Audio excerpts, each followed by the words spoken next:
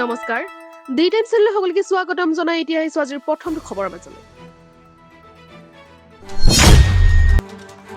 60 বছৰ সম্পূৰ্ণ কৰিলে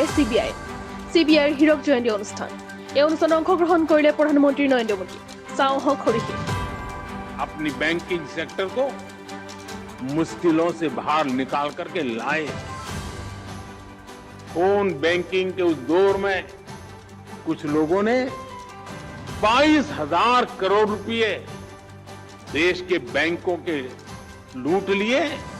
और विदेश भाग गए हमने फ्यूजिटिव इकोनॉमिक ऑफेंडर्स कानून बनाया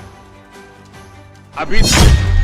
ডিব্ৰুগড়ত পুনৰ প্ৰচণ্ড ধুমুহা বৰষুণৰ বিধ্বংসী ৰূপ ঠায়ে ঠায়ে উভালি পৰিল গছ বিচ্ছিন্ন যোগাযোগ চহৰখনৰ মিলন নগৰৰ টিভি চেণ্টাৰৰ সমীপ পথত বিদ্যুৎ পৰিবাহিতাৰ ওপৰত উভালি পৰিল গছ যাৰ ফলত ব্যাহত হৈ পৰে যোগাযোগ তথা বিদ্যুৎ সেৱা তদুপৰি চহৰখনৰ আন আন প্ৰান্ততো সৰু বৰ ক্ষতিসাধন হয় ডিব্ৰুগড় দাঁতিকাষৰীয়া কলালুৱাত বাম আৰু তাণ্ডৱ প্ৰচণ্ড শিলাবৃষ্টিৰ ফলত বহু লোকৰ ঘৰৰ টিনপাত পৰ্যন্ত ফুটি যায়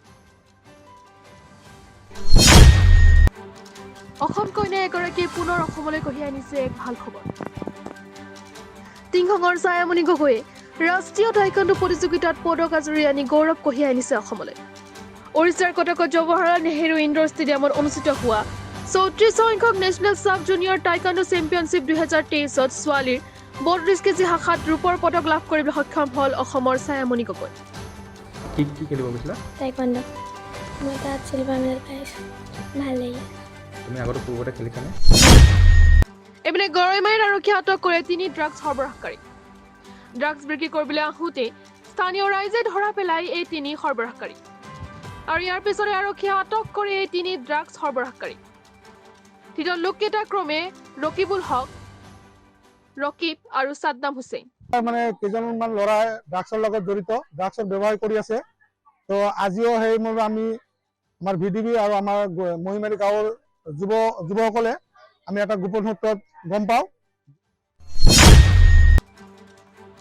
কোভিডৰ চতুৰ্থ লহৰ আৰম্ভ হৈছে মহাৰাষ্ট্ৰত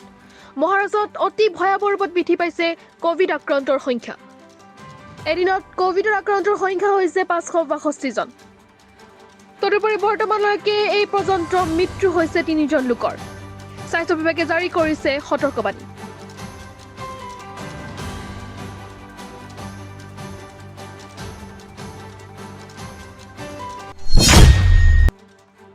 মাজুলীৰ বৰদোৱা চাপৰিত সংঘটিত হয় এক কৰুণ ঘটনা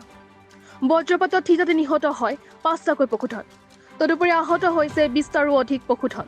4:30 বজাত ধুমুহা এজা আহিছিলে ধুমুহাতে মানে বজ্ৰপাত পৰি আমাৰ বৰদোৱাৰ গাঁৱৰ গোপীনাথ কুলি আৰু দেৱজিৎ পাতিৰ বালিজন গাঁৱৰ শ্ৰীকৃষ্ণ পাতিৰৰ গৰু পোহনীয়া গৰু 5টামান কালি বজ্ৰপাত পৰি মৃত্যু হয় আজিলৈ বাতৰি ইমানেই নমস্কাৰ